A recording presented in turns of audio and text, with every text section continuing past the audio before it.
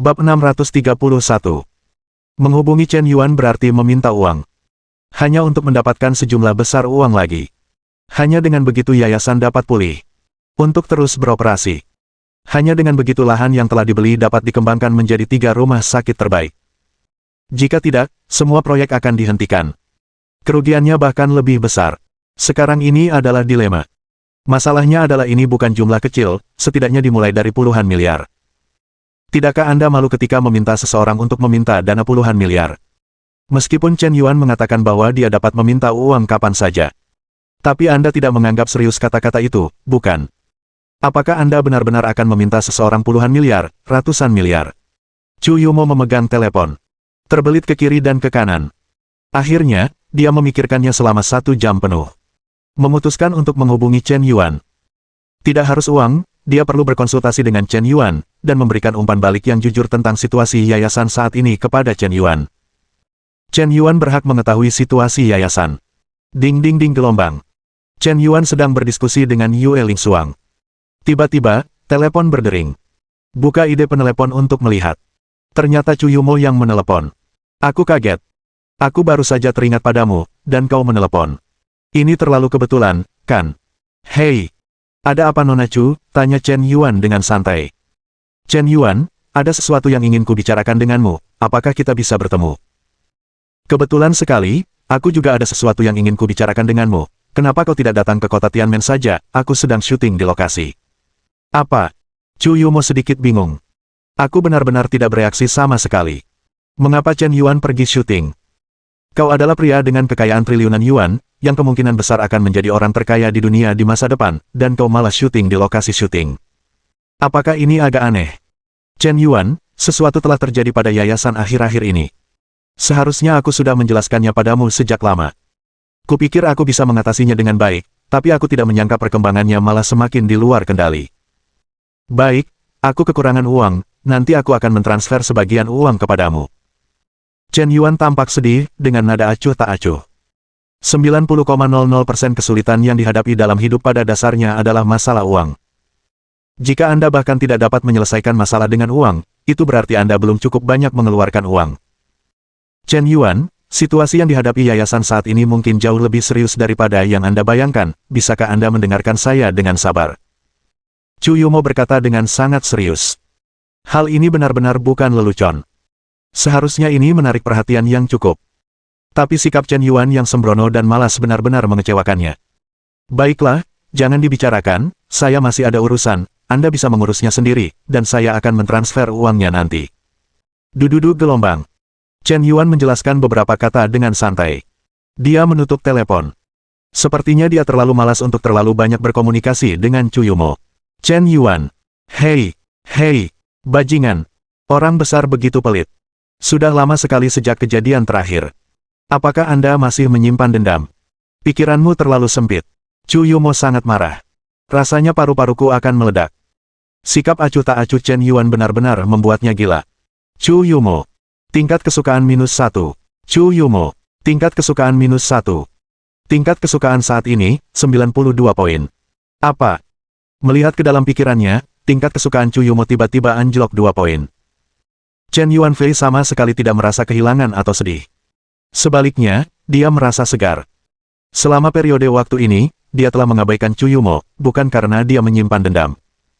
Alasan utamanya adalah tingkat kesukaan pihak lain telah mencapai 94 poin, dan hanya selangkah lagi untuk menembus 95 poin. Dia belum menghabiskan banyak emas untuk Chu Yumo. Tentu saja, dia tidak bisa membiarkan tingkat kesukaannya tumbuh terlalu cepat. Lalu jangan mengganggunya. Tenangkan dia. Dari segi sikap, itu juga acuh tak acuh. Seperti pasangan yang telah hidup bersama selama bertahun-tahun, mereka selalu terlihat bosan, dan mereka bisa bersikap acuh tak acuh sebisa mungkin. Aku bahkan tidak ingin melihatmu. Tidak ada burung yang ingin mengganggumu. Popularitasnya akhirnya menurun. Chen Yuan mengeluarkan ponselnya, dan setelah operasi singkat, dia mentransfer 3.000 miliar ke kartu bank tanpa batas. Chu Yumo telah kelelahan secara fisik dan mental selama ini. Karena yayasan itu, dia merasa kesal. Tidak menyangka Chen Yuan, yang selalu mendukungnya, akan bersikap seperti itu di saat kritis. Sungguh, itu adalah sisi buruk seorang kapitalis. Orang memang terkadang seperti itu.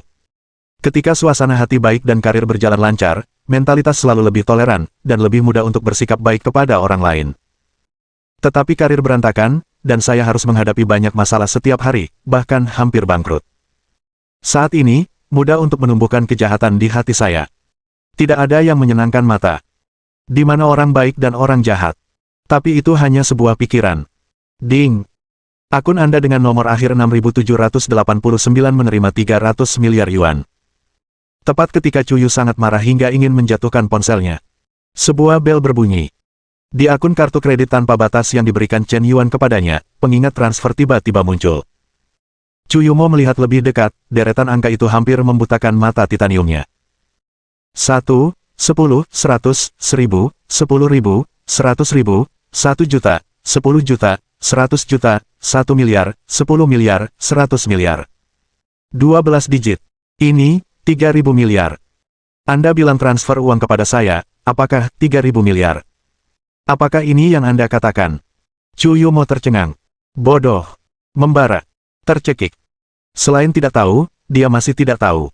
Selain ngeri, dia masih ngeri. Seluruh tubuhnya sangat ketakutan sehingga 3 jiwanya terpisah dari tubuhnya, dan 7 jiwanya tersebar ke segala arah. Menakutkan. Bagaimana mungkin seseorang mentransfer 3.000 miliar sesuka hati? Dengan giliran Anda ini, Anda hampir mentransfer seluruh kekayaan Papa Ma. Dia tiba-tiba ambruk di kursi kantor. Su Lele terkejut. Presiden, ada apa dengan Anda? Meskipun Tuan Yan menolak membantu, tidak apa-apa. Lagi pula, itu kesalahan kita sendiri, jadi kita harus menanggung konsekuensinya. Paling buruk, yayasan harus dibubarkan. Su Lele menghibur dengan lembut. Lele, katakan padaku, ada tambahan 3.000 miliar di rekening yayasan kita, jadi semua masalah yang mengganggu kita telah terselesaikan. Itu sudah pasti. Jumlah besar 3.000 miliar itu cukup bagi kita untuk membangun rumah sakit yang dapat menampung semua pasien. Terlebih lagi, Bapak Liu dari Seoul Pharmaceutical Group telah berjanji untuk memberikan prioritas kepada Yayasan Amal Sai dalam pembelian obat-obatan. Petik 2.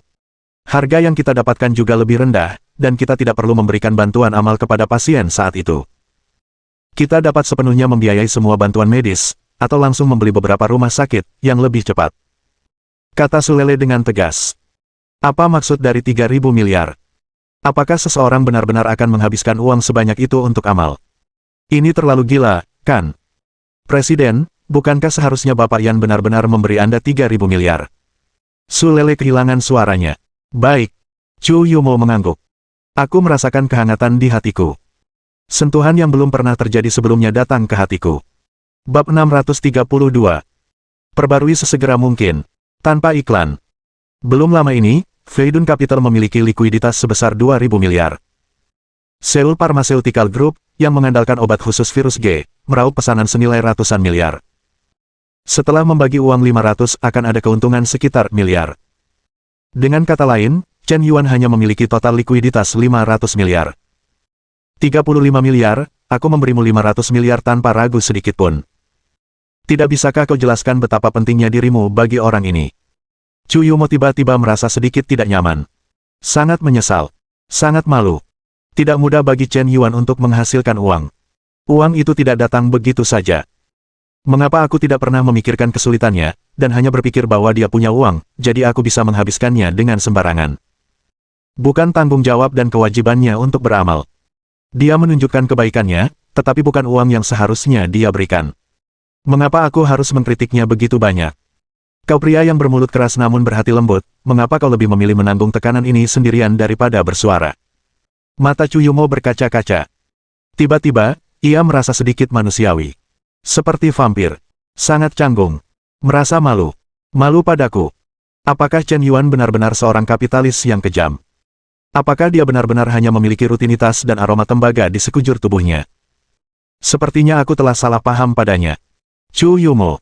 Tingkat kesukaan +1. Tingkat kesukaan saat ini, 93 poin. Lele, apakah aku salah paham pada Chen Yuan? Dia benar-benar mentransfer 3.000 miliar kepadaku. Akankah perusahaannya kehilangan likuiditas sebesar itu? Akankah itu berdampak serius pada karirnya? Aku tetap akan mentransfer uang itu kembali.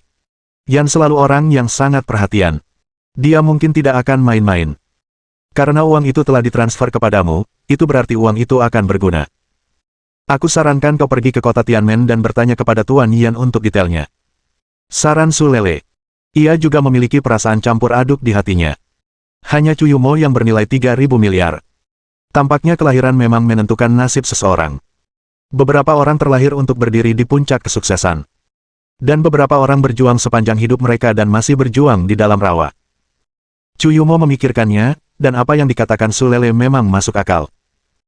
Kalau begitu, mari kita selesaikan urusan yayasan hari ini, dan berangkat ke kota Tianmen besok.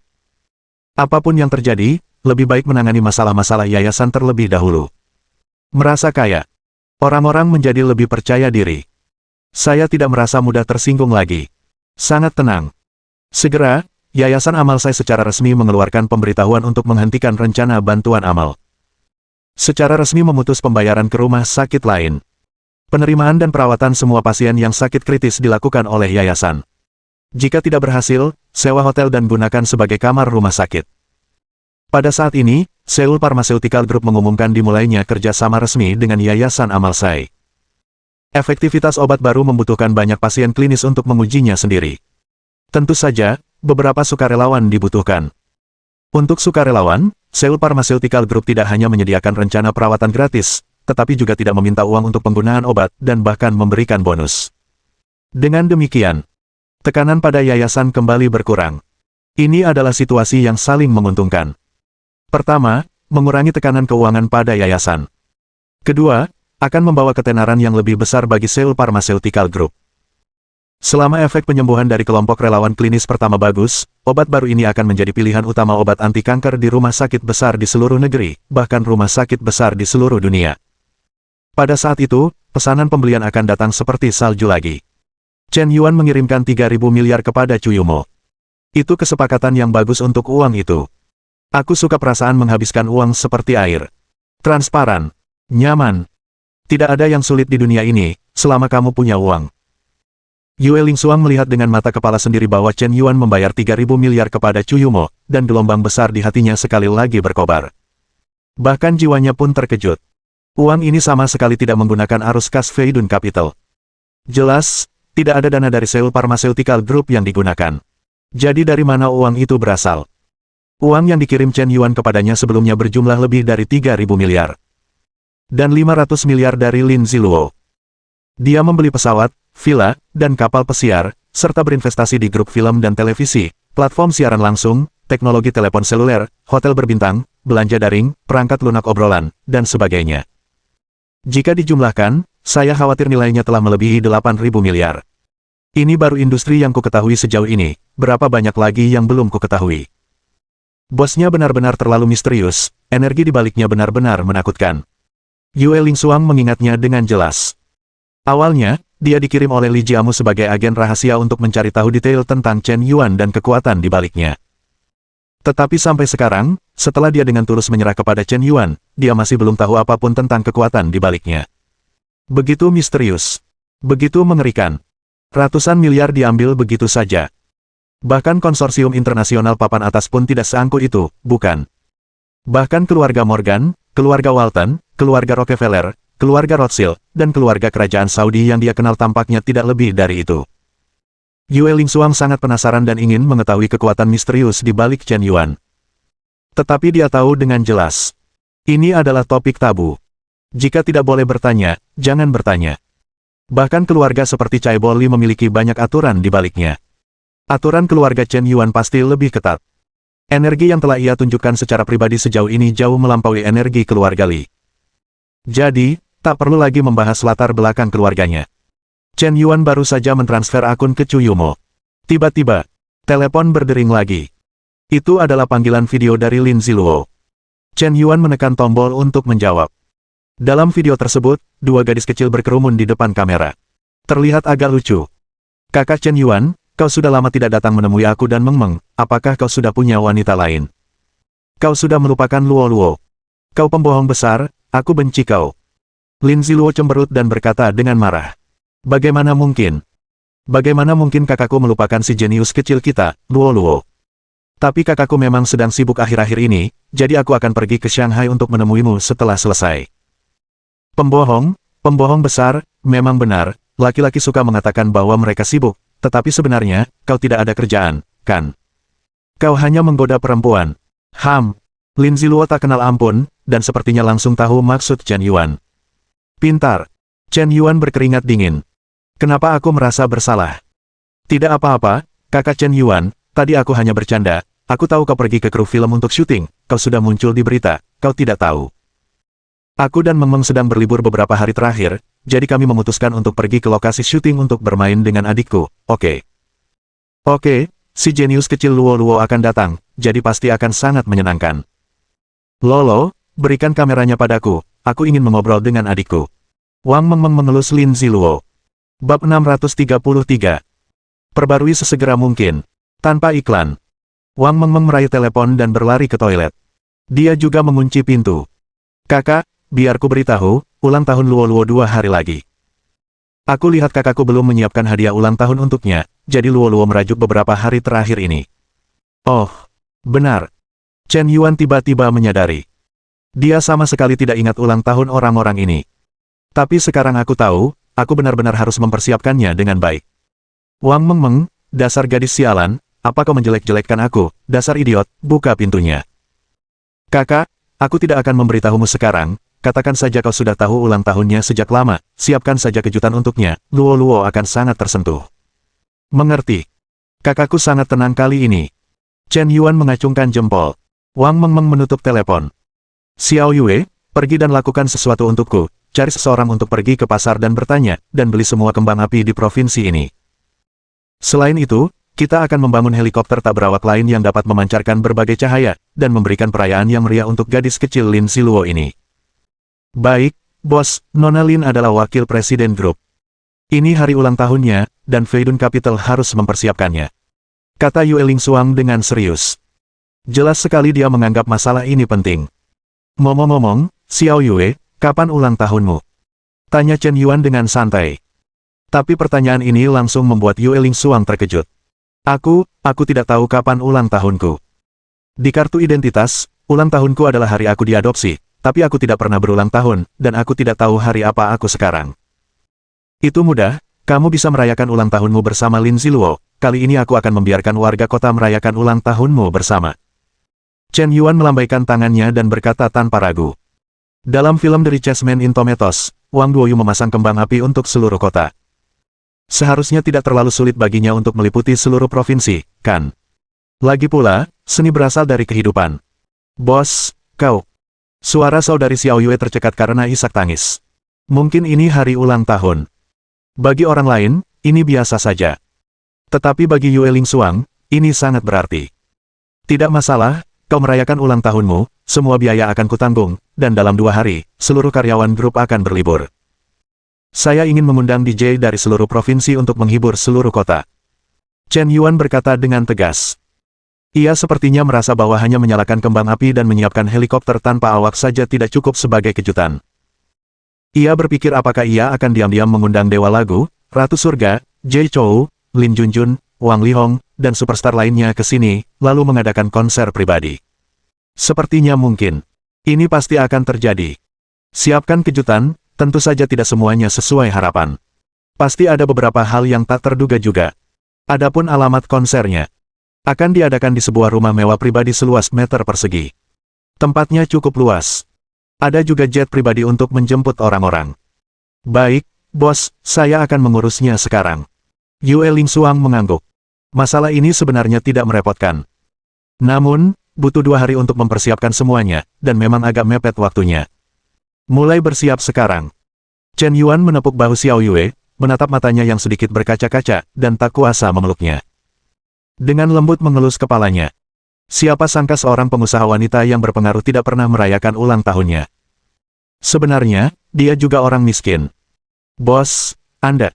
Dipeluk oleh Chen Yuan, merasakan dada yang kokoh dan kuat, Yue Lingsuang merasa malu sekaligus gembira. Dia telah berkali-kali berfantasi bahwa suatu hari dia akan dipeluk oleh Chen Yuan dan dicintai dengan sepenuh hati. Dia tidak menyangka hari ini akan datang begitu tiba-tiba. Perasaan ini benar-benar hangat. Sepertinya ada arus hangat yang terus-menerus menyehatkan hatinya. Untuk pertama kalinya dalam lebih dari 20 tahun, dia merasa hidupnya penuh dengan perasaan manis dan bahagia. Jadi, apakah ini perasaan dipeluk oleh seseorang yang kau sukai? Sangat nyaman, sangat hangat, dan sangat bahagia. Tepat ketika hati Yue Lingsuang bergetar dan dia tidak bisa melupakan untuk kembali. Chen Yuan sudah melepaskannya. Ayo, aku selalu optimis tentangmu, tapi kau tetap harus terus bekerja keras. Baik, bos, aku tidak akan mengecewakanmu. Setelah saudari Xiao Yue meninggalkan ruang tunggu, Chen Yuan memanggil Yang Si Chen lagi. Memberi instruksi secara detail. Chen Yuan mengira bahwa mengundang semua superstar itu akan menghabiskan ratusan juta, tetapi siapa sangka biayanya tidak semahal itu. Bahkan jika itu adalah orang besar seperti Jay Chou, 2.000 juta sudah cukup untuk mengundang orang-orang untuk pertunjukan komersial. Lagi pula, aku hanya ingin kau menyanyikan beberapa lagu, dan itu tidak akan memakan waktu lama. Yang terpenting adalah mempekerjakan seseorang sementara, waktunya terlalu singkat, dan jadwalnya tidak dapat diatur, jadi harganya harus dinaikkan. Selain itu, asap tebal juga ada di sini. Para selebriti itu tidak boleh kehilangan muka. Tetapi bahkan jika semua raja dan ratu serta superstar musik diundang ke sini, anggaran beberapa ratus juta sudah cukup. Operasi Chen Yuan membuat Yang Si Chen berpikir ulang. Begitu banyak orang besar telah diundang, mengapa tidak mengatur penampilan tamu di lokasi syuting? Apakah film ini lebih banyak trik? Semua bintang berkumpul, hanya untuk penampilan Yan Zong, ini perlu dipublikasikan dengan baik. Kota film dan televisi perlu menciptakan momentum, lalu lintas, ketenaran, dan publisitas. Ini adalah kesempatan yang sangat baik. Sesuai instruksi Chen Yuan, Yue Lingsuang memberi perintah kepada Feidun Capital. Untuk ulang tahun Lin Ziluo, seluruh kelompok dengan cepat bergerak. Setelah menangani masalah ini, dia tidak meninggalkan kru. Sekitar pukul 7 malam, Yue Lingsuang berbincang dengan Yang Si Chen. Isi pembicaraan terutama tentang upaya Chaebol Li untuk mencoreng reputasi Presiden Tembakau. Tuan Yue, mungkin Anda tidak tahu bahwa di balik Xiao Yishan, ada juga bayangan Chaebol keluarga Li. Dia mungkin sengaja ditempatkan oleh Li Shao untuk membuat masalah bagi kru kita. Saya curiga pasti ada seseorang di kru yang terkait dengan grup superstar. Kita harus lebih memperhatikan masalah ini, kita tidak bisa terus pasif, bukan? Kata Yang Si Chen dengan wajah khawatir. Memang, bos utama tidak pernah memperhatikan masalah ini. Dia sepertinya tidak pernah menganggap Li Jiamu sebagai pesaing. Lagi pula, Li Jiamu sama sekali tidak pantas dibandingkan dengan bos. Tapi bos tidak peduli, tetapi kita tidak bisa mengabaikannya. Saya punya rencana. Saya telah mempersiapkannya sejak lama. Sekarang waktunya tepat. Saatnya memberi pelajaran kepada Chaebol Li. Mata Yue Lingsuang terpejam, dan niat membunuh terpancar dari pupil matanya yang seperti musim gugur. Dia mengeluarkan sebuah USB drive dan meletakkannya di depan Yang Si Chen. Tuan Yue, ini Li Jiamu, bukti bahwa dia dicurigai menyuap para pemimpin terkait, dan ada beberapa transaksi mencurigakan di dalamnya, dia bahkan dicurigai terlibat dalam bisnis pencucian uang bawah tanah, ada aturan tersembunyi para bintang wanita, dan bukti lainnya.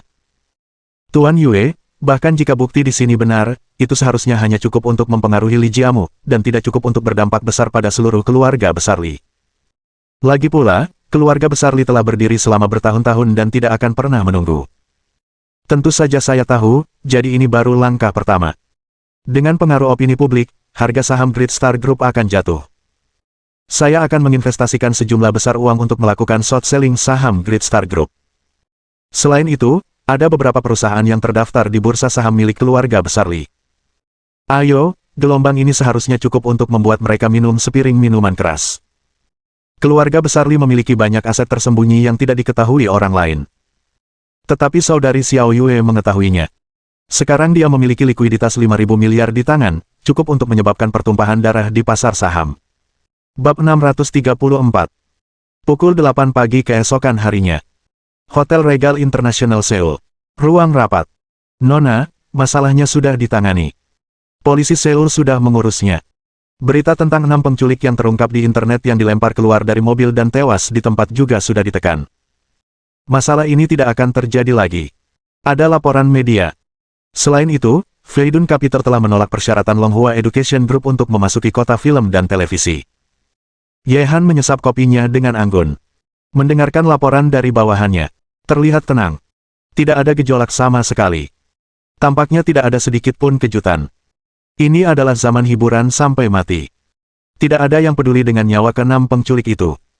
Insiden Yan Zong meledakkan bintang-bintang terkenal di studio langsung menjadi pencarian teratas di internet. Jika bukan karena obat baru yang dikembangkan oleh Seoul Pharmaceutical Group, itu akan mengguncang dunia kedokteran. Gelombang panas pun dialihkan. Aku khawatir insiden Chen Yuan memukuli Xiao Yishan tidak akan mudah dilupakan. Bagaimana dengan rekaman CCTV hotel, apakah kalian menemukan sesuatu? Tanya Ye Han. Belum, rekaman CCTV hotel malam itu sudah dihapus sepenuhnya, bahkan pemulihan teknis pun tidak mungkin, dan sepertinya peretas jaringan telah membobol sistem CCTV hotel. Kami tidak punya cara untuk mengetahui siapa yang mengirim Nona dan Qin malam itu. Wanita itu akan kembali ke hotel. Bisakah kalian melakukan semuanya dengan lancar? Di mana pelayan di hotel? Sudahkah kalian bertanya? Apakah ada yang melihatnya malam itu? Tidak. Aku sudah bertanya kepada mereka semua. Jawaban dari bawahan. Ini membuat Ye Han dan Qin Wushuang semakin bingung. Benar-benar melihat iblis. Mungkinkah kedua wanita itu jatuh ke dalam keadaan setengah sadar setelah pingsan, dan mereka berlari kembali sendiri? Apa kau bercanda? Jembatan sungai yang Sigang berjarak kilometer dari Hotel Internasional Regal. Bisakah mereka setengah sadar dan kembali sendiri? Di mana kamu bermain? Han, menurut analisisku, seharusnya ada lebih dari satu orang yang menyelamatkan kita, dan kemungkinan besar itu adalah sebuah tim, karena satu orang tidak mungkin mengurus dua wanita yang tidak sadarkan diri secara bersamaan, dan dia melakukannya dalam waktu sesingkat itu. Di dalam, dia mengirim kita kembali tanpa diketahui, dan menghapus semua teknik pengawasan dan peretasan. Ini terlalu hebat. Qin Wushuang berkata dengan penuh emosi. Jangan pikirkan pertanyaan-pertanyaan ini dulu, para perampok itu sudah pergi, sudahkah kau mengecek identitas dan latar belakang mereka? Ye Han terus bertanya. Ternyata keenam perampok itu adalah narapidana yang baru saja dibebaskan dari penjara. 8 tahun lalu, mereka terlibat dalam banyak kasus keji seperti penculikan, pemerasan, prostitusi, dan lain-lain, tetapi mereka tidak menyangka akan melakukan kejahatan lagi setelah dibebaskan. Sudah. Baru dibebaskan, bagaimana mereka tahu identitas kita? Bukankah mereka sudah mengetahui siapa yang berada di balik layar? Lagi pula, mereka melakukan begitu banyak kejahatan keji, mengapa mereka dibebaskan hanya dalam 8 tahun? Ini, kita hanya bisa mengetahui bahwa mereka berperilaku baik di penjara, sehingga hukuman mereka dikurangi. Tidak mungkin, pasti ada dalang di balik layar, dan masalah ini harus diselidiki sampai tuntas. Ye Han menatap tajam dan berkata dengan tegas. Nona, maksud ketua adalah Anda harus berhenti bermain-main dengan masalah di Seoul, dan segera kembali ke ibu kota. Aku tidak akan kembali sampai masalah ini terselesaikan. Hari ini aku juga membuat janji dengan Tuan Liu dari Seoul Pharmaceutical Group. Karena bisnis Feidun Capital tidak dapat dinegosiasikan, mari kita bicarakan bisnis teknologi medis. Longhua Group memiliki saluran yang lebih baik, dapat membantu Seoul Pharmaceutical Group dengan cepat membuka pasar luar negeri. Aku yakin Liu akan sangat tertarik. Ada banyak bidang yang terlibat dalam Longhua Group. Ini termasuk penerbangan, otomotif, pendidikan, kedokteran, baja, real estate, pengembangan pertambangan, perdagangan impor dan ekspor, dan industri lainnya. Obat baru yang dikembangkan oleh Seoul Pharmaceutical Group. Ada margin keuntungan yang sangat besar di dalamnya. Jika bisnis ini dimenangkan, aku khawatir itu bisa menghasilkan banyak uang. Segera, Liu Wenze tiba di hotel dengan mobil khusus. Begitu dia memasuki pintu ruang pertemuan, dia terkejut sejenak. Mengapa kedua gadis ini terlihat familiar? Baik Ye Han dan Qin Wushuang mengenakan masker, tetapi Liu Wenze bahkan lebih terkesan dengan kedua wanita muda ini yang mengenakan masker. Tapi ada puluhan angka di dompet WeChat. Ye Han dan Qin Wushuang juga terkejut sejenak. Presiden Liu terlihat sangat muda, apakah kita pernah bertemu di suatu tempat? Tanya Ye Han dengan tenang. Bos Ye terlihat lebih muda dari yang kubayangkan, bukankah kita pernah bertemu di bar tadi? Kau, pria yang minum bersama Chen Yuan tadi.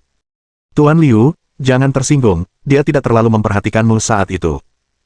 Qin Wushuang memberikan pukulan yang tidak tepat waktu. Ini sangat menyakitkan. Lao Liu hampir muntah darah.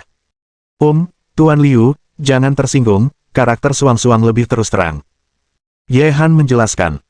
Tidak apa-apa, karena kita semua saling kenal, mari langsung ke intinya. Selanjutnya, Ye Han dan Liu Wenze berdiskusi panjang lebar tentang isi kerjasama. Pendirian Seoul Pharmaceutical Group masih terlalu singkat. Fondasinya belum cukup kuat. Memang membutuhkan beberapa mitra yang kuat juga. Keduanya tetap asyik mengobrol. Di beberapa bidang kerjasama, kesepakatan pada dasarnya dapat dicapai. Ngomong-ngomong, Tuan Liu, Anda baru saja putus cinta belum lama ini. Tuan Yan menemani Anda minum di bar. Jam berapa Anda pulang setelah minum? Qin Wushuang bertanya dengan tidak pantas. Apakah Anda tidak tahu ini? Malam itu, begitu Anda meninggalkan bar, Chen Yuan mengejar Anda. Dia adalah pria yang mementingkan seks dan membenci teman. Liu Wenze tak kuasa menahan diri untuk mulai mengeluh. Kau tak peduli dengan patah hati adikmu, kau meninggalkannya sendirian di bar, menyebabkan dia kehilangan keperawanannya malam itu. Terlalu berbahaya bagi anak laki-laki untuk keluar. Ah, maksudmu, Chen Yuan tidak menemanimu malam itu? Qin Wushuang berkata dengan terkejut. Ye Han juga terkejut. Dia ingat pernah menelepon Chen Yuan sebelumnya, bukankah anak ini mengatakan itu? Bukankah dia bilang dia minum dengan Liu Wenze sepanjang malam? Siapa yang berbohong? Kenapa Chen Yuan tidak mengantarmu pulang malam itu? Lalu kemana anak ini pergi? Liu Wenze juga bingung. Sepertinya Liu Wenze tidak berbohong. Qin Wushuang dan Ye Han saling memandang. Sepertinya ada rahasia luar biasa yang telah terungkap. Liu Wenze tidak berbohong, pasti Chen Yuan yang berbohong. Mungkinkah orang yang bertindak malam itu benar-benar Chen Yuan? Bisakah dia berlari lebih cepat dari mobil? Dia mengalahkan 6 perampok dengan tangan kosong. Dia juga bisa meretas teknologi. Bagaimana dia bisa tahu segalanya? Tunggu sebentar, anak ini masih pemilik Hotel Regal International, kan? Mencurigakan sekali. Masalah ini harus diselidiki. Kita harus menggali semua rahasia Chen Yuan. Ye Han menguatkan tekadnya. Qin Wushuang juga tampak marah. Pembohong besar. Mengapa kau tidak meninggalkan nama untuk perbuatan baikmu?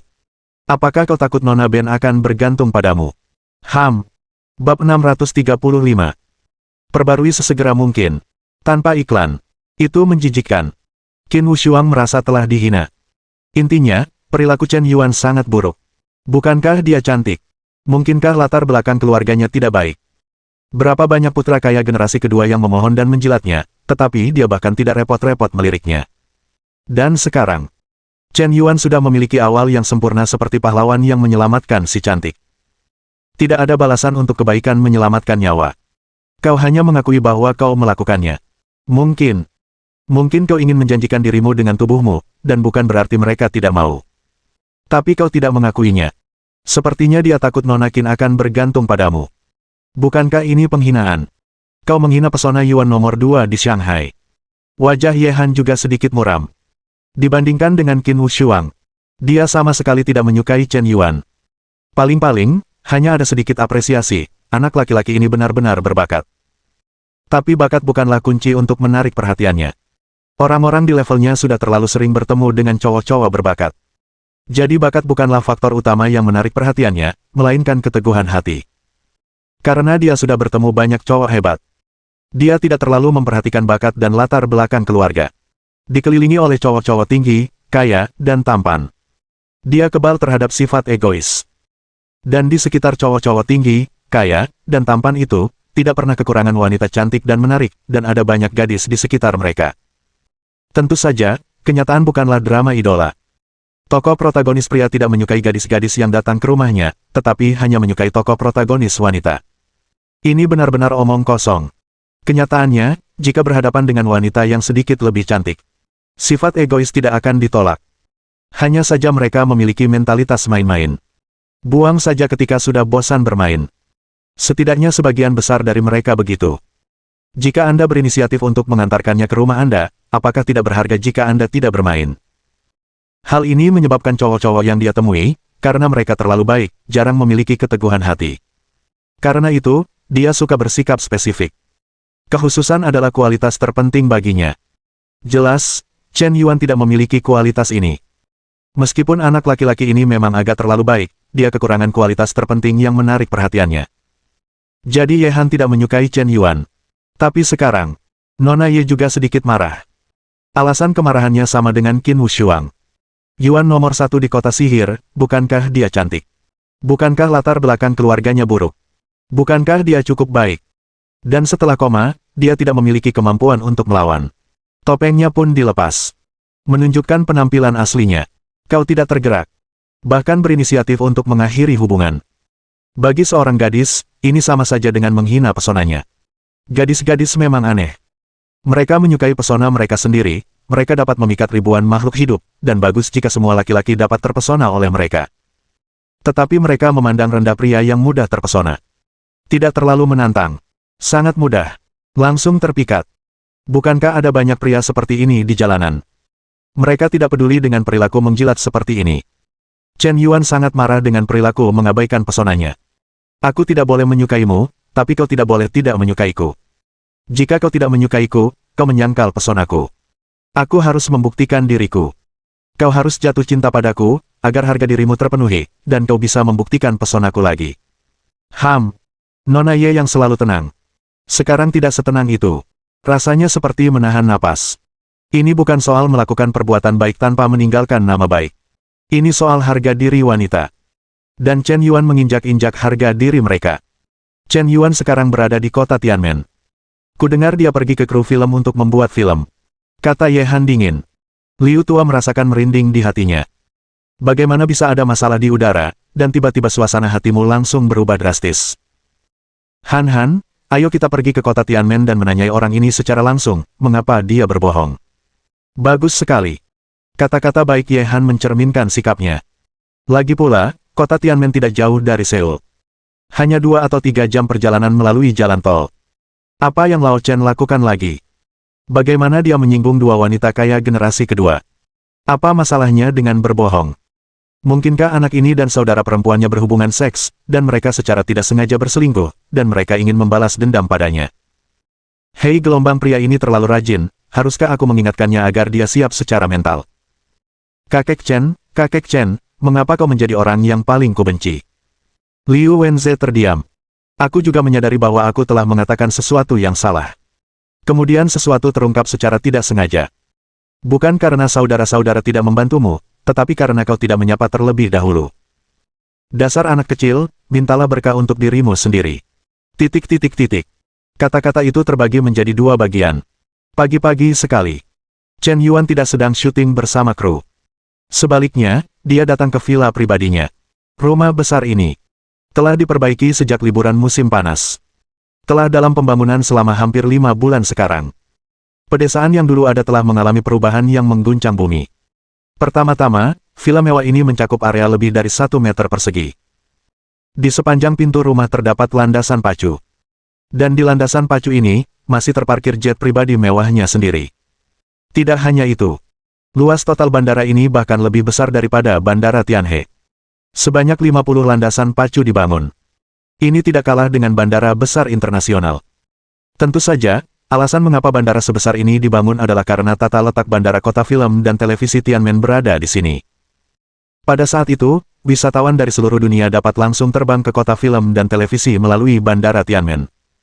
Transportasinya lebih nyaman. Tentu saja, meskipun bandara pribadi Chen Yuan terhubung dengan Bandara Tianmen, bandara ini juga terpisah, dan landasan pacu sepanjang 10 km telah dibangun khusus untuknya. Pasti ada sederetan mie. Melangkah masuk ke villa mewah pribadi. Ada juga sedikit kejutan di hati Chen Yuan. Yang pertama adalah trotoar yang dilapisi marmer. Desain arsitektur bak istana. Mewah dan megah, namun berpadu sempurna dengan pemandangan alam. Di sebelah kiri terdapat taman botani pribadi, di sebelah kanan lapangan golf, di sebelah kiri kebun binatang pribadi, dan di sebelah kanan perkebunan anggur. Selain itu, villa tersebut terhubung dengan sungai kecil, dan sebuah danau buatan telah digali. Sebuah akuarium pribadi dibangun di bawah tanah. Meskipun harimau Siberia belum diperkenalkan ke kebun binatang, 3 lumba-lumba telah diperkenalkan ke akuarium pribadi. Ada juga hiu, anjing laut, pinguin, dan kehidupan laut hias lainnya. Desainer ini ingin menambahkan kaki ayam.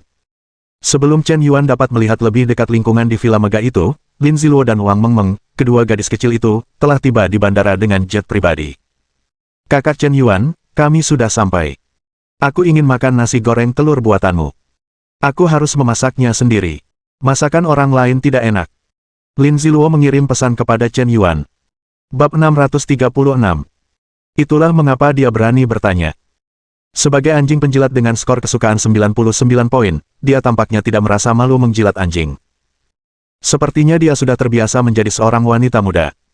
Tapi tidak masalah, kebetulan Chen Yuan sudah lama tidak memasak. Tidak mustahil untuk memamerkan kemampuan memasaknya sesekali. Dan hari ini adikku juga kembali.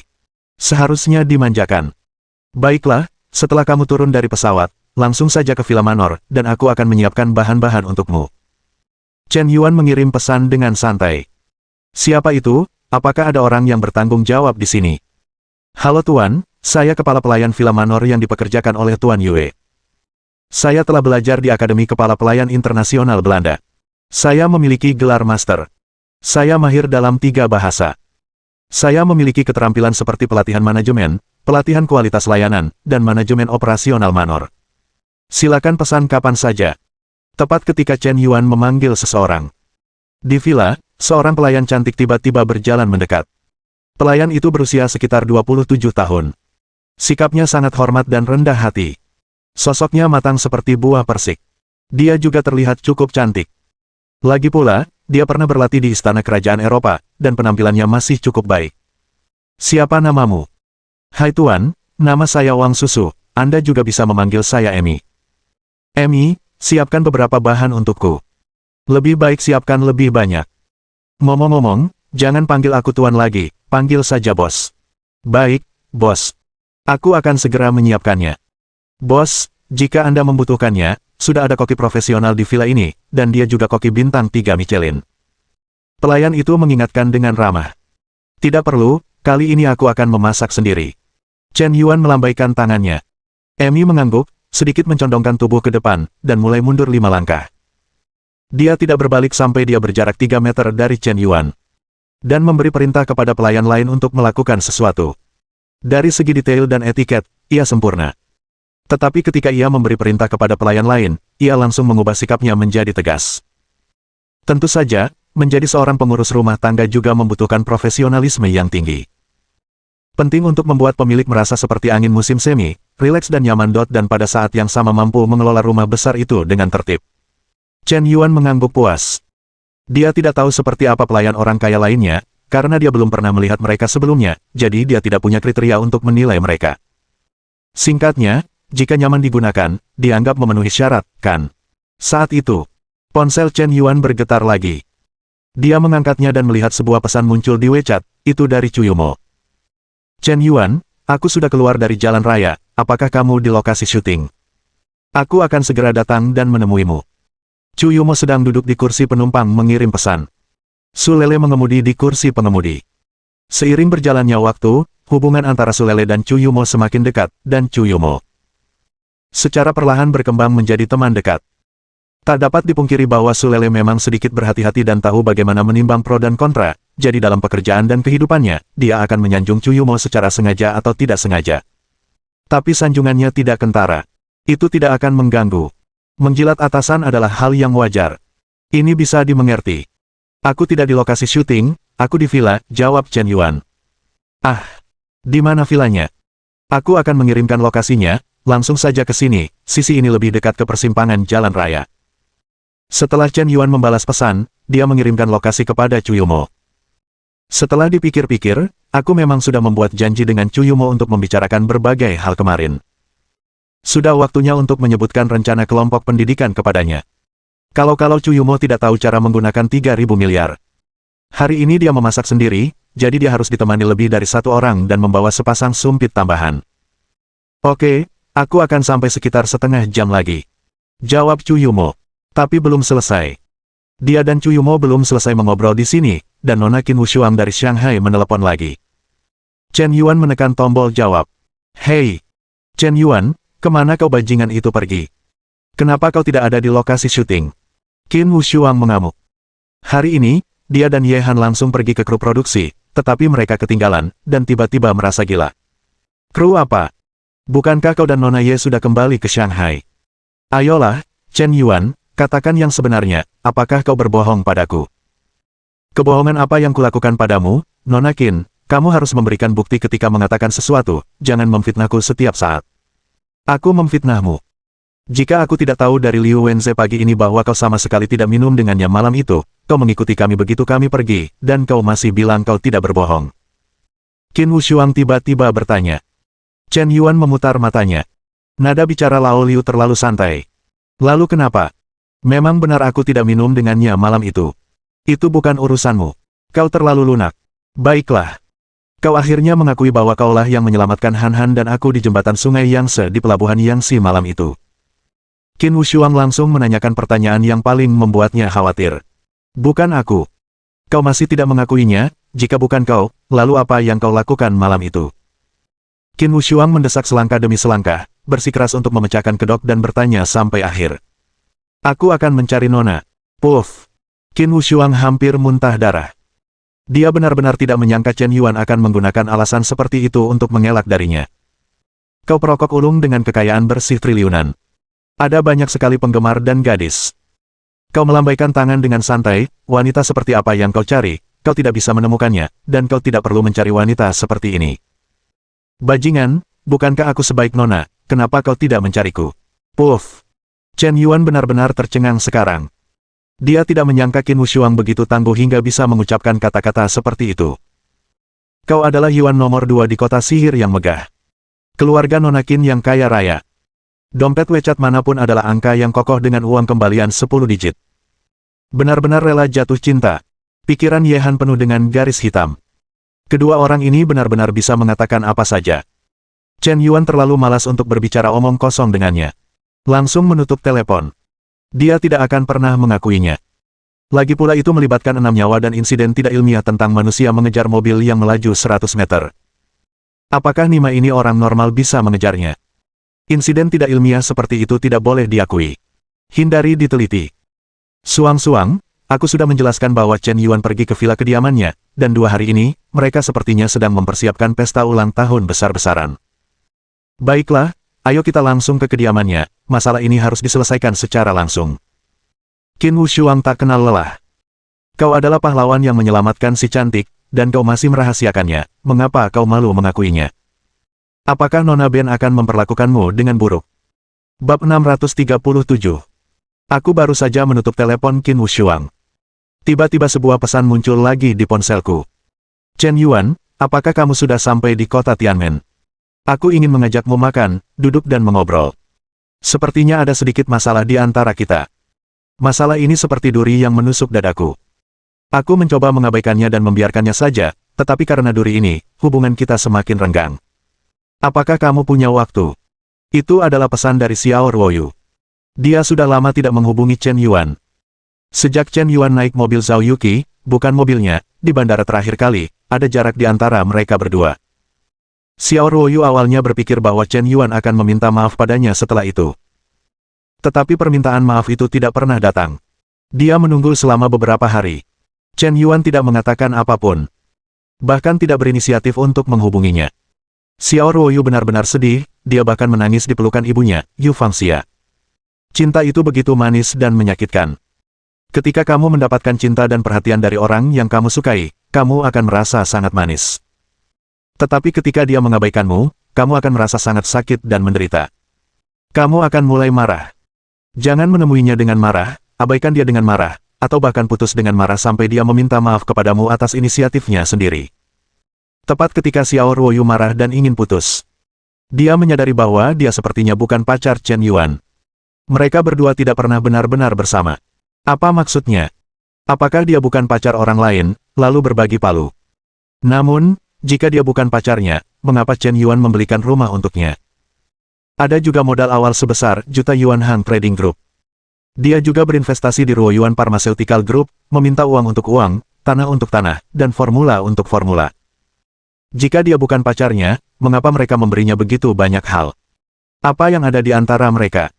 Xiao Ruoyu bingung. Dia memutuskan untuk meninggalkan Seoul untuk sementara waktu, agar tidak memikirkan kekacauan seperti itu. Kemudian dia datang ke kota Tianmen. Dia mencurahkan seluruh energinya untuk bekerja. Pabrik farmasi grup farmasi Ruoyuan mulai didirikan dengan sukses. Setelah salep penghilang bekas luka dikemas, namanya diubah menjadi Sai Repair Cream. 2 huruf Sai secara bertahap menjadi sebuah merek. Dalam waktu yang sangat singkat, krim perbaikan Sai mulai menyebar ke berbagai daerah perkotaan.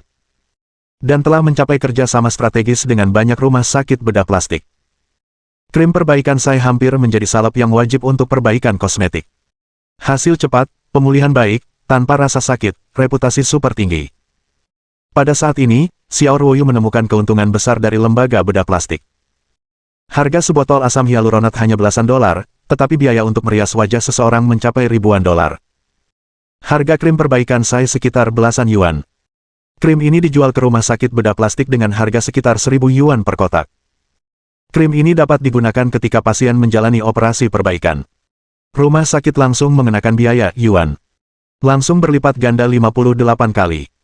Selain biaya operasi manual dokter, lembaga tersebut masih menghasilkan banyak uang. Dan dokter mereka tidak terlalu formal. Wanita benar-benar tidak ragu untuk mengeluarkan uang demi terlihat cantik. Sejak saat itu, Xiao Ruoyu juga memiliki ide untuk membuka lembaga bedah plastik. Tapi dia tidak ingin membuka klinik kecil. Itu juga tidak masuk akal. Jika ingin membuka usaha, dia bisa membuka institusi bedah plastik skala besar, yang merupakan jaringan nasional. Setelah krim perbaikan saya membangun merek yang kuat, reputasinya sangat tinggi. Membuka rumah sakit bedah plastik memiliki keunggulan unik. Dia tidak kekurangan uang. Penjualan krim perbaikan saya mulai meledak. Penjualannya semakin meningkat setiap hari. Big Chat TV dan berbagai pembawa acara wanita juga mengiklankan krim perbaikan saya. Dan menjual barang secara langsung. Harga ecerannya lebih tinggi, dan satu kotak bisa menghasilkan ribuan dolar. Sejauh ini, 200 juta kotak krim perbaikan saya telah terjual, dengan keuntungan lebih dari 1 miliar. Ini baru pasar di provinsi. Langkah selanjutnya adalah menyebarkannya ke seluruh negeri, dan keuntungannya akan meningkat setidaknya 20 kali lipat, yang jauh lebih menguntungkan daripada merampok bank. Xiao Ruoyu tampaknya telah merasakan kebahagiaan menghasilkan uang. Mulai lupa makan dan tidur, sibuk setiap hari. Aku merasa seharusnya aku bisa merasa bangga di depan Chen Yuan. Tapi siapa sangka, sebuah berita internasional menghancurkan fantasinya. Seoul Pharmaceutical Group mengembangkan obat baru. Nilai total penjualan rokok meroket. Sangat mungkin dia akan menjadi orang terkaya di dunia, dengan aset pribadi melebihi 1 triliun. Meskipun ini hanya perkiraan dan belum terwujud, kemampuan presiden yang tidak perlu diragukan lagi. Awalnya dia berpikir bahwa ketika dia menghasilkan banyak uang suatu hari nanti, dia akan langsung mempekerjakan Chen Yuan. Mari kita lihat apakah dia masih berani bermain-main dengan bunga dan rumput. Sekarang dia menyadari bahwa bahkan jika dia telah menghasilkan lebih dari 1 miliar, itu masih tidak berarti di mata pria ini. Yang paling menyebalkan adalah, Chen Yuan bisa hidup tanpanya, tetapi dia tidak bisa hidup tanpa Chen Yuan. Dia tidak bisa lagi mengagumi pria lain. Bagaimana mungkin seorang wanita yang telah dilindungi oleh seekor singa melihat anjing liar? Baiklah, aku ada di Villa Manor hari ini, aku akan mengirimkan lokasinya, kamu bisa langsung datang dan menemuiku. Chen Yuan berpikir sejenak. Mengirimkan lokasi kepada Xiao Ruoyu. Terasa sedikit besar. Apa sebenarnya wanita-wanita ini? Ketika aku tidak mencari kakakku, aku tidak mencari mereka semua. Mereka semua datang begitu aku menemukannya. Baiklah, aku pergi sekarang. Jawab Xiao Ruoyu. Seketika itu juga, ia mengendarai mobil super Lamborghini-nya dan langsung menuju villa megah tersebut. Chen Yuan, tunggu aku, kau harus bicara dengan jelas hari ini. Xiao Ruoyu tidak ingin lagi berbicara tidak jelas. Entah aku pacarmu dan kau menjauhkan diri dari wanita lain. Atau... Chen Yuan datang ke dapur. Ngomong-ngomong, dapur di villa ini bukanlah dapur biasa. Ada supermarket kecil di dalam villa. Hampir sama dengan Walmart. Supermarket ini memiliki sayuran, buah-buahan, dan daging segar yang dikirim setiap hari. Bahkan ada beberapa bahan yang diterbangkan dari luar negeri. Oleh karena itu, sangat mudah untuk mendapatkan bahan-bahan. Dapur juga dibagi menjadi 3 jenis. Ada dapur staf, dapur tamu, dan dapur mewah pribadi. Dapur staf digunakan untuk memasak oleh staf villa. Dapur tamu digunakan untuk menjamu tamu saat mengadakan jamuan besar. Dapur mewah pribadi. Ini untuk tuan rumah memasak. Peralatan makan di dapur ini lebih lengkap daripada di restoran besar. Dapur mewah pribadi ini saja luasnya sekitar meter persegi. Ketika Chen Yuan masuk ke dapur, sudah ada lebih dari selusin koki yang mengantre. Bos, izinkan saya memperkenalkan. Ini Chef Yang, yang ahli dalam masakan Sichuan. Ini Chef Liu, yang ahli dalam masakan Kanton. Ini Chef Jin, yang ahli dalam masakan Kanton. Masakan lokal, serta Chef Bob dari Inggris dan Chef Tom dari Prancis, mereka ahli dalam masakan Barat, Prancis, Italia, dan Meksiko, dan ada Chef San Ben Junko, yang ahli dalam masakan Jepang. Apapun yang ingin bos makan, kami bisa memenuhinya. Pelayan Emmy memperkenalkan. Baiklah, biarkan mereka membantu saya, siapkan saja bahan-bahannya. Chen Yuan melambaikan tangannya. Karena hari ini tidak ada yang kurang, mari kita adakan pesta besar. Bab 638. Beberapa koki profesional memperlakukan Chen Yuan dengan hormat di permukaan. Tapi tidak demikian di dalam hati. Kau bilang kau orang kaya, bukankah akan menyenangkan jika kau bisa bersantai dan menikmati hidup? Apakah kau harus melakukannya sendiri? Bagaimana caranya? Apakah kau tidak percaya pada kemampuan memasak kami, atau kau pikir kemampuan memasakmu lebih baik daripada koki profesional? Ada urutan mendengar kebenaran, dan ada spesialisasi dalam industri bedah. Setiap orang pandai dalam hal yang berbeda. Kau kaya dan kau benar-benar hebat. Tapi kau tidak bisa menghina profesi kami. Tapi, ketika Chen Yuan benar-benar bergerak, semua orang langsung tercengang. Chen Yuan dengan santai mengeluarkan wortel. Baru saja mencoba teknik pisau. Pisau dapur berubah menjadi bayangan di tangannya, yang bisa dikatakan 20 pisau per detik. Ini, bagaimana mungkin? Aku telah berlatih keterampilan pisau selama 30 tahun, tetapi aku hanya bisa melakukan 7 pisau per detik. 10 pisau per detik adalah teknik pisau tercepat yang pernah kulihat. Bagaimana seseorang bisa melakukannya dalam 1 detik? 20 pisau. Master Liu terkejut. Keterampilan pisau Chen Yuan benar-benar terlalu cepat. 2 kali lebih cepat dari koki tercepat. Dan setiap pisau memotong dengan mantap dan akurat, dan ketebalan setiap irisan lobak dipotong persis sama, seolah-olah dapat akurat hingga satuan mikron. Mungkinkah bos besar ini seorang profesional? Melihat teknik pedang ini, aku tidak percaya ini bukan hasil dari lebih dari 50 tahun pengalaman. Setelah Chen Yuan mencoba menggunakan pisau, beberapa koki mulai membantu Chen Yuan dengan sepenuh hati. Chen Yuan memasak sendiri, dan kali ini dia menyiapkan total hidangan. Sambil memberi perintah kepada koki lain untuk melakukan berbagai hal, dia mengendalikan 10 kompor sekaligus. Pada saat ini, dia tampak seperti telah berubah menjadi seorang koki. Seorang koki biasa mungkin tidak dapat memasak 108 hidangan seumur hidupnya. Beberapa masakan yang sering dimakan orang hanya sekitar selusin. Ditambah beberapa yang tidak begitu sering dimakan. Cukup bagi seorang koki untuk menguasai 20 atau 30 hidangan. Mereka yang dapat memasak 50 hidangan pada dasarnya adalah koki papan atas. Jika jumlahnya lebih banyak, pengendalian panas dan rasa mungkin tidak begitu akurat. Tidak termasuk 58 masakan rumahan yang paling umum, masakan lainnya pada dasarnya tidak umum. Hanya segelintir koki yang melakukannya. Misalnya, cara membuat ikan buntal, cara membuat sup ular, cara membuat tuna, cara membuat cakar beruang, dan lain-lain. Tentu saja, jamuan makan mancu yang dibuat oleh koki kekaisaran di masa lalu, sekarang beberapa hewan telah dimakan dan menjadi hewan yang dilindungi secara nasional. Tentu saja saya tidak bisa memakannya. Oleh karena itu, dalam jamuan makan Menhan tradisional, beberapa masakan harus diganti. Mata sekelompok koki berbinar-binar, dan kekaguman mereka terhadap Chen Yuan telah mencapai tingkat sujud. Rasanya seperti bertemu kakek. Luar biasa. Ternyata hidangan ini masih bisa dibuat seperti ini. Rasa hidangan ini lebih segar dan lembut, dan aromanya lebih harum. Bukankah resep hidangan ini sudah hilang? Ya Tuhan, bos besar ternyata tahu cara membuat hidangan ini. Ini adalah kelezatan sejati. Setelah menjadi koki seumur hidup, saya menyadari bahwa saya tidak bisa melakukan apapun. Apakah kamu ingat resep hidangan itu tadi? Aku benar-benar mempelajarinya. Beberapa koki top langsung berubah menjadi murid. Dan mau melakukan pekerjaan serabutan dengan sukarela. Jika mereka tinggal di sini karena upah tinggi sebelumnya. Jadi sekarang, Anda mungkin tidak akan pergi tanpa membayar gaji Anda. Bos, bolehkah saya mencicipi ini? Aromanya sangat harum dan menggoda, tanya koki wanita Sanben Junko. Tidak apa-apa, coba saja kalau mau. Arigato, sungguh luar biasa. Junko Yamamoto menyesapnya perlahan dan langsung terkejut. Sensasi ledakan rasa langsung menghantam jiwanya, membuatnya terpukau dari lubuk hatinya. Ya Tuhan, ini sangat enak, sangat enak. Saya belum pernah makan makanan seenak ini. Junko Yamamoto menunjukkan ekspresi sangat menikmati. Sebagai seorang koki, dia telah berkeliling dunia dan mencicipi berbagai macam makanan lezat. Tetapi belum pernah ada makanan lezat yang bisa membuatnya gemetar dari lubuk hatinya. Dan sekarang, dia akhirnya menemukannya. Makanan lezat seperti itu bahkan membuatnya meneteskan air mata bahagia. Benarkah seenak ini? Saya juga akan mencobanya. Kedua koki asing itu juga mencicipi hidangan tambahan di dalam panci. Rasanya benar-benar enak. Ternyata makanan oriental adalah makanan terbaik di dunia. Ada begitu banyak cara memasak. Tiongkok Timur memang negeri yang ajaib. Saya berharap bisa mempelajari keterampilan memasak seperti ini, membuka restoran di negara saya sendiri, dan berbagi makanan terlezat dengan dunia. Oke. Memiliki mimpi itu bagus. Aku akan belajar memasak darimu di masa depan. Aku akan berinvestasi untuk membuka restoran untukmu, dan membukanya di setiap sudut dunia.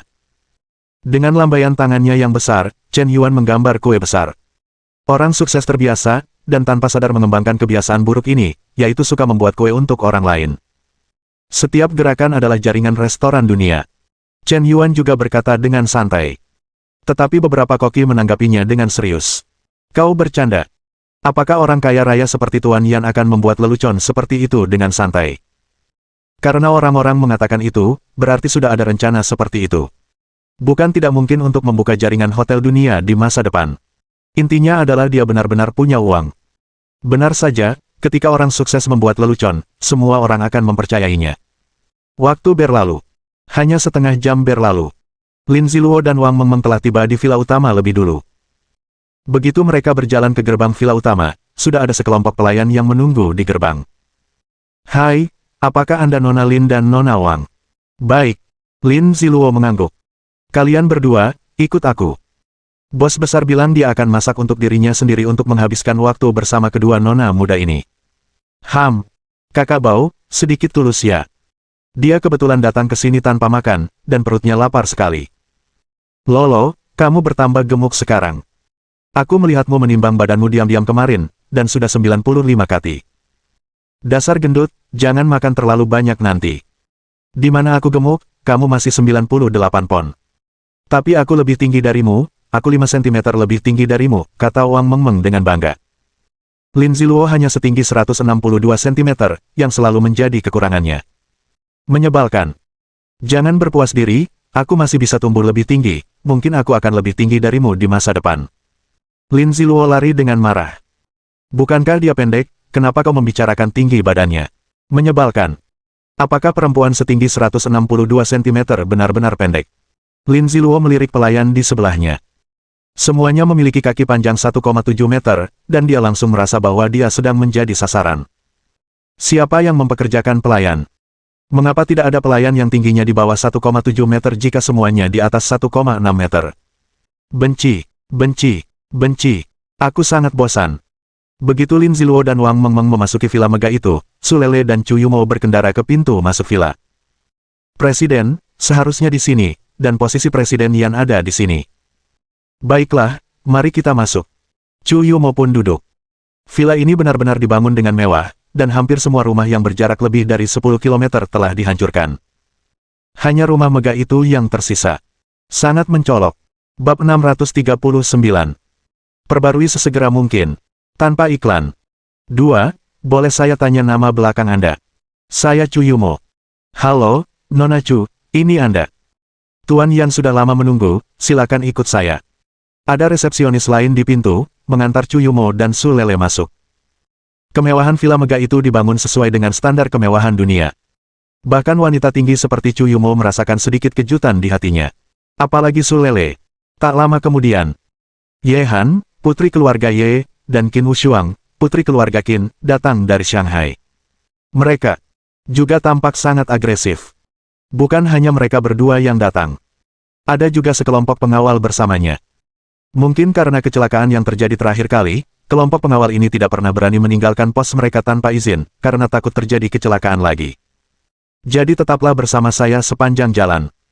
Dikelilingi oleh 7 atau 8 pengawal, kedua wanita muda itu berjalan menuju villa megah, tampak penuh gaya.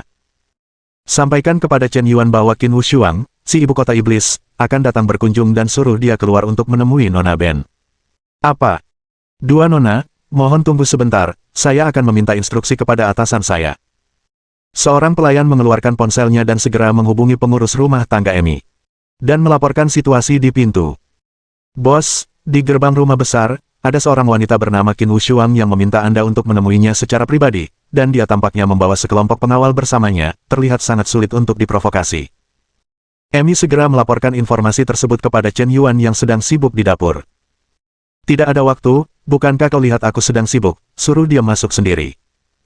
Chen Yuan dengan santai mengatakan sesuatu yang asal bicara.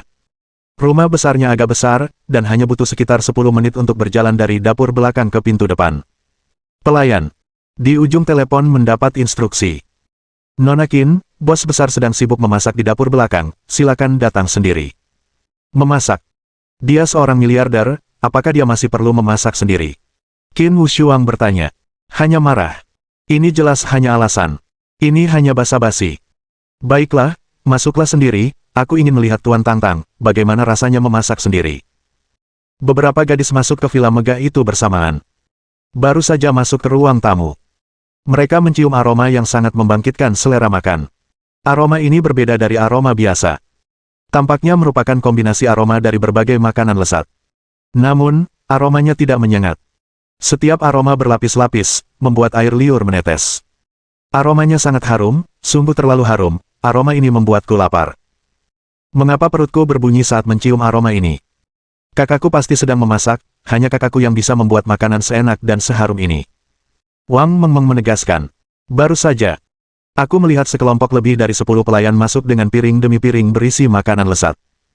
Ada meja persegi panjang di aula. Setelah ditambal secara dadakan, panjangnya hampir 10 meter. Dapat menampung lebih dari 100 hidangan. Piring demi piring makanan lezat dibuka. Lin Ziluo dan Wang Mengmeng sudah terpesona. Aromanya sangat harum, sungguh lezat. Kakak Chen Yuan benar-benar tulus. Ini adalah hidangan favoritku, daging sapi goreng, babi dongpo, iga babi rebus, urat telapak bebek, dong simban kukus, salmon rebus, sashimi Hokkaido. Wah, apa ini? Aku bahkan tidak bisa mengenalinya. Lin Ziluo menyebutkan nama-nama hidangan satu demi satu, bahkan ada beberapa hidangan lezat yang tidak bisa ia kenali. Saat itu, Chu Yumo, Su Lele, Ye Han, dan Qin Wushuang juga masuk satu persatu. Sepupu Momo, kenapa kau di sini? Lin Ziluo bertanya dengan heran. Ah, Lolo, bukankah kau pergi ke Shanghai untuk sekolah? Kenapa kau tiba-tiba kembali? Aku sedikit merindukan kakak Chen Yuan, jadi aku kembali. Sepupu, apakah kau juga mencari kakak Chen Yuan? Lin Ziluo bertanya dengan tenang. Ya, aku ada urusan dengannya, ini tentang pekerjaan. Chu Yumo menekankan. Dia tahu bahwa Lin Ziluo menyukai Chen Yuan. Sebagai sepupu, rasanya agak tidak bermoral untuk terang-terangan bersaing dengan sepupunya memperebutkan seorang pria. Hei! Luo, bukankah itu Nona Qin dan Nona Ye dari Shanghai? Mengapa mereka juga di sini? Tanya Wang Mengmeng dengan penasaran. Aku tidak tahu, aku akan menyapa mereka. Lin Ziluo mengangguk. Ye Han dan Qin Wushuang sangat terkenal di Shanghai. Termasuk dalam keluarga kaya raya, wanita-wanita terkemuka di kalangan atas. Banyak wanita kaya generasi kedua bangga menjadi bagian dari lingkaran ini. Ini normal. Para pria memiliki lingkaran pergaulan kaya generasi kedua. Para gadis memang secara alami memiliki lingkaran pertemanan seperti itu. Mereka semua adalah wanita-wanita kaya. Dan hati para gadis untuk membandingkan mungkin jauh lebih berat daripada hati para laki-laki. Tingkat pergaulan mereka lebih ketat, dan ada lebih banyak rantai penghinaan. Mereka suka membandingkan latar belakang keluarga, koneksi, ayah, ibu, kakek buyut, penampilan, bentuk tubuh, tas, perhiasan, suami, mobil mewah dan rumah besar, dan pasar yang pernah mereka lihat. Singkatnya, selama bisa dibandingkan, semuanya layak dipamerkan. Lingkaran ini sangat realistis dan penuh kesombongan. Tentu saja, ada juga beberapa orang yang lebih rendah hati. Kak Ye, Kak Qin, saya Lin Ziluo, kita pernah bertemu di sebuah resepsi di Shanghai. Oh, saya ingat, Anda adalah putri kedua keluarga Lin, orang terkaya di Seoul. Kakak Anda pernah mengejar saya, tetapi saya tidak menyukainya. Qin Wushuang tiba-tiba berkata. Lin Ziluo tersipu, merasa sedikit malu. Mengapa Lin Yi terus melakukan hal seperti ini? Kau hanya menggoda para gadis, belum pernah berkencan. Dulu aku membual di rumah, mengatakan bahwa tidak ada gadis yang tidak bisa kudapatkan. Sekarang tidak apa-apa. Xiao Ruoyu, kau tidak punya janji kencan, dan Nona Qin, kan? Beraninya kau membual bahwa kau tidak pernah gagal. Nona Lin, apakah kita bertemu terakhir kali di Guangming? Tanya Ye Han. Ya, Kak Ye Han, mengapa Anda datang ke kota Tianmen dari Shanghai? Kami di sini untuk mencari Chen Yuan, dan kami ingin mengkonfirmasi sesuatu dengannya, kata Ye Han dengan tenang. Begitu kata-kata ini keluar, ekspresi para gadis mulai menjadi rumit. Mengapa mereka semua di sini mencari Chen Yuan? Apa yang sebenarnya dilakukan pria ini? Suasananya agak aneh. Mereka sopan di permukaan. Tapi di balik layar, ada sesuatu yang tersembunyi. Pada saat ini, seseorang masuk lagi dari ruang tamu. Itu adalah Xiao Ruoyu. Hari ini, dia datang menemui Chen Yuan untuk menghadapinya dengan tekad untuk menghancurkan segalanya. Tapi begitu masuk ke ruang tamu, seluruh tubuhnya langsung membeku. Selain sekelompok pelayan yang sedang mengatur piring, ada 6 wanita cantik dengan sosok dan temperamen yang menakjubkan. Dia tidak mengenal Su Lele, karena tidak ada hubungan di antara mereka. Tapi dia mengenal Chu Yumo. Ini adalah satu-satunya putri dari bos Chu Tenghui. Ayahnya, Xiao Hanjun, bahkan tidak pantas untuk bersulang untuk Chu Tenghui ketika menghadiri resepsi. Apalagi Lin Ziluo, putri dari orang terkaya di Seoul. Wang Mengmeng adalah adik perempuan Chen Yuan. Dia tidak mengenal dua orang lainnya. Sepupu, izinkan saya memperkenalkan Anda. Ini wakil presiden grup Longhua dan putri dari keluarga Ye di ibu kota sihir. Nona Ye Han. Ini wanita tertua dari grup Qin. Qin Wushuang. Ini sepupu saya, Chu Yumo. Lin Ziluo memperkenalkan satu sama lain. Ketika Xiao Ruoyu mendengar kata-kata itu, ada gelombang besar di hatinya. Grup Longhua. Mungkinkah itu grup Longhua, yang terkenal di dalam dan luar negeri dan memiliki nilai pasar lebih dari 1 triliun yuan? Dia menjadi wakil presiden grup bernilai triliun dolar di usia yang begitu muda. Nama keluarganya Ye. Mungkinkah itu keluarga Ye di ibu kota sihir? Ada juga grup Nona Qin, grup Qin ini, bukankah itu keluarga Qin dari Taipan Real Estate di Shanghai? Xiao Ruoyu juga berasal dari keluarga kaya, jadi dia cukup berpengetahuan. Namun justru karena pemahaman inilah hatinya semakin terkejut. Baik keluarga Ye, keluarga Qin, maupun keluarga Chu, semuanya adalah keluarga yang dihormati oleh ayahnya, Xiao Hanjun, ibunya, dan Yu Fangxia. Meskipun keluarga Xiao sedang berkembang pesat sekarang, dibandingkan dengan keluarga Caibol seperti itu, masih ada perbedaan besar. Apakah semua wanita ini datang untuk mencari Chen Yuan? Tidak peduli dari segi latar belakang keluarga atau penampilan, aku sepertinya tidak memiliki keunggulan apapun dibandingkan mereka. Satu-satunya keunggulan adalah aku dan Chen Yuan adalah teman sekelas di SMA. Dia sepertinya pernah naksir aku. Tapi, Xiao Ruoyu tiba-tiba terstunet. Awalnya, dia datang untuk berhadapan dengan Chen Yuan. Entah kau mengakui bahwa aku adalah pacarmu dan menjauh dari wanita lain, atau kau adalah orang asing dan memutuskan semua ambiguitas. Sekarang, dia sedikit takut untuk menunjukkan kartunya. Aku kehilangan kepercayaan diri. Ketika seseorang dengan latar belakang keluarga, penampilan, dan temperamen yang tidak kalah dari Anda, atau bahkan melampaui Anda, apakah Anda yakin pria itu akan memilih Anda? Dan ada lebih dari satu wanita seperti itu. Di masa lalu, dia mungkin memiliki sedikit kepercayaan diri di hadapan Zhao Yuqi. Sekarang dia tidak memiliki kepercayaan diri sama sekali. Bab 640. Para gadis memiliki pikiran yang berbeda. Tapi di permukaan, mereka sangat ramah, terlihat seperti sekelompok saudari, sangat bersahabat. Lidah tajam, sinisme, sama sekali tidak ada. Lin Ziluo sangat lincah dan imut. Diselingi dengan perkenalan bola-bali di antara kerumunan. Dan berbagi beberapa hal memalukan saat masih kecil, untuk menghidupkan suasana. Misalnya, saat masih kecil, dia diam-diam menarik papa ke tempat tidur di rumah bibi keduanya. Dan juga menutupinya dengan selimut. Agar tidak ketahuan.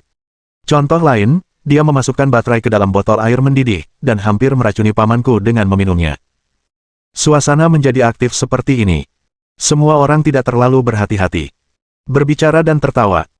Seolah-olah sekelompok saudari berkumpul, semuanya menunjukkan didikan yang baik dan sikap yang murah hati dan tenang.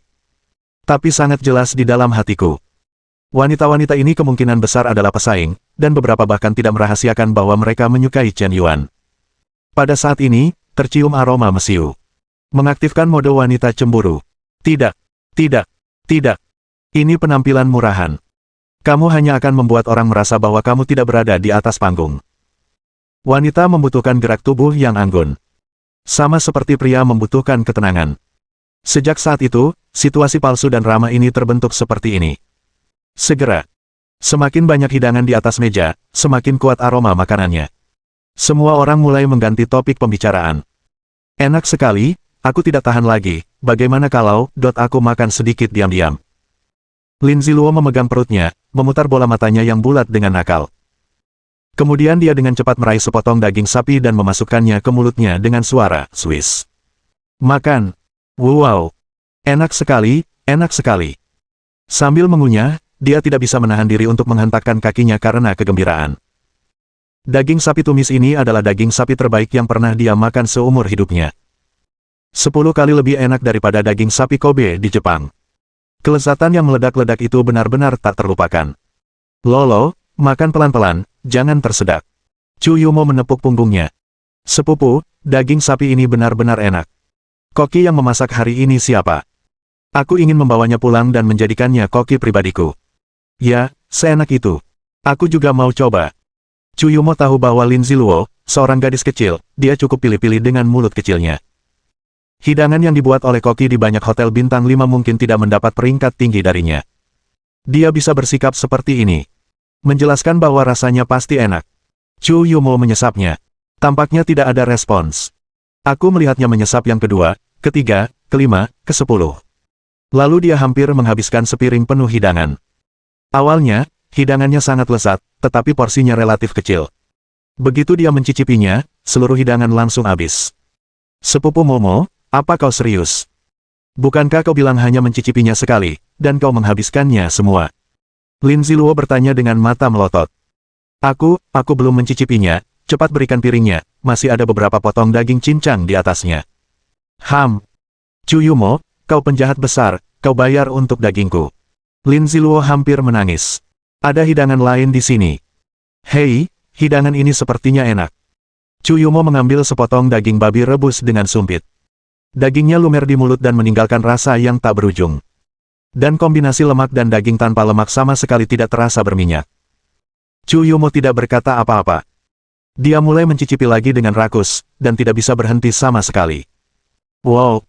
Babi rebusnya juga enak, Chu Yumo, jangan membantahku. Lin Ziluo langsung mengambil piring-piring itu. Ye Han, Qin Wushuang, Su Lele, Xiao Ruoyu, dan Wang Mengmeng tercengang melihat tingkah laku ini. Apakah ini berlebihan? Kalian berdua, yang satu adalah putri kedua dari orang terkaya di Seoul, dan yang lainnya adalah putri tunggal dari pemimpin tertinggi. Makanan enak apa yang belum kalian makan? Sampai harus mengambil piring. Tidak peduli dengan sopan santun. Han, hidangan-hidangan ini sepertinya sangat enak, aku juga akan mencobanya. Suang, ini tidak baik. Lagi pula, ini rumah orang lain, dan pemiliknya tidak muncul, jadi dia mulai menggerakkan sumpit. Bukankah ini sedikit kurang sopan santun? Lupakan saja dia, jangan bicara soal tata krama dengan Chen Yuan, dia pembohong. Qin Wushuang mulai mencicipi makanan. Siapa sangka sejak awal, dia tidak bisa berhenti. Wow, Han, aku tidak akan berbohong padamu, ini benar-benar enak, bahkan puding telur sederhana rasanya di luar dugaanku. Kata Qin Wushuang terkejut. Benarkah? Wow, enak sekali, dan ini juga enak sekali. Siapa koki ini? Aku juga ingin merekrutnya. Dengan keahliannya saja, aku akan membayarnya gaji bulanan 100 juta, kata Ye Han dengan serius. Dia juga orang yang sangat pilih-pilih soal makanan. Wajar jika anak-anak yang tumbuh di keluarga kaya pilih-pilih, baik laki-laki maupun perempuan. Kamu sudah makan berbagai macam makanan sejak kecil, bukankah seharusnya kamu pilih-pilih? Aku akan menawarkan 500 juta, aku menginginkan koki ini, Han, jangan membantahku, kata Qin Wushuang dengan tegas. Aku akan membayar 1000 juta. Suang, kamu bisa membicarakan hal lain. Ini benar-benar tidak baik. Kamu juga tahu bahwa aku tidak nafsu makan sejak kecil. Dokter bahkan mengatakan bahwa aku sedikit anoreksia. Jarang sekali bertemu orang yang membuatku puas. Chef, ini benar-benar sesuai dengan selera makanku. Ye Han tidak menyerah. Dia memang agak anoreksia. Keluarganya mempekerjakan tidak kurang dari 20 koki untuknya. Sayangnya, meskipun makanan yang dibuat oleh koki bintang 3 Michelin itu enak, dia tidak menganggapnya terlalu enak. Tapi orang perlu mengonsumsi nutrisi tertentu, jadi mereka hanya bisa memaksa diri untuk makan. Tapi kali ini, dia tidak menolak makanan ini sama sekali. Rasanya enak dari lubuk hatinya. Ini sangat penting baginya. Jangan berdebat, ada begitu banyak hidangan di meja, dan setiap hidangan sangat lezat, mungkin bukan dibuat oleh satu koki, mungkin ada banyak koki, jadi kita masing-masing ambil satu, bukankah begitu? Aku punya selera yang kuat. Aku suka koki masakan Sichuan. Kalian orang-orang di Modu memiliki selera yang lebih ringan dan suka makan makanan manis, jadi kalian bisa mengambil koki untuk masakan lokal kalian. Lin Ziluo menyarankan. Ayo kita ke dapur belakang untuk melihat-lihat. Ini sepertinya bukan hidangan yang bisa dibuat oleh koki biasa. Mungkinkah kakakku yang membuatnya sendiri, tebak Wang Mengmeng. Dia pernah tinggal bersama Chen Yuan untuk sementara waktu. Tentu saja, dia paling tahu keahlian Chen Yuan. Nasi goreng telur buatan kakak Chen Yuan memang enak sekali, tapi dia tidak mungkin memasak begitu banyak hidangan, kan? Hampir 100 hidangan. Koki bintang 3 Michelin profesional tidak mungkin sehebat itu, kan? Lin Ziluo menganalisis secara rasional. Chen Yuan memasak sendiri, apakah makanan yang dia masak layak dimakan? Qin Wushuang sangat skeptis. Dalam kesannya, Chen Yuan seperti orang yang sangat kaya. Jika dia berpura-pura agresif, memamerkan kekayaannya, dan bertarung dengan sengit, dia percaya bahwa pria ini aktif dalam gosip hiburan dan bergosip setiap hari. Dari sudut pandang manapun, kamu tidak terlihat seperti orang yang bisa memasak dengan tanganmu sendiri, kan? Dengan ragu, beberapa gadis berjalan bersama ke dapur belakang. Mohon dukungan dari omom ante-ante sekalian, buat subscribe atau sharekan novel Mimin ke Facebook kalian, agar channel Mimin bisa terus berkembang. Dengan begitu, Mimin bisa lebih semangat untuk up novel seru lain ke depannya. Buat teman-teman yang sudah subscribe dan sharekan novel Mimin, Mimin ucapkan terima kasih sebanyak-banyaknya. Sekiranya teman-teman menghadapi masalah video diputar dalam bahasa Inggris, coba tukar kepada bahasa Indonesia original melalui cara ini. Semasa mendengarkan, pencet tombol setting di atas kanan video, pilih audio track dan tukar bahasa.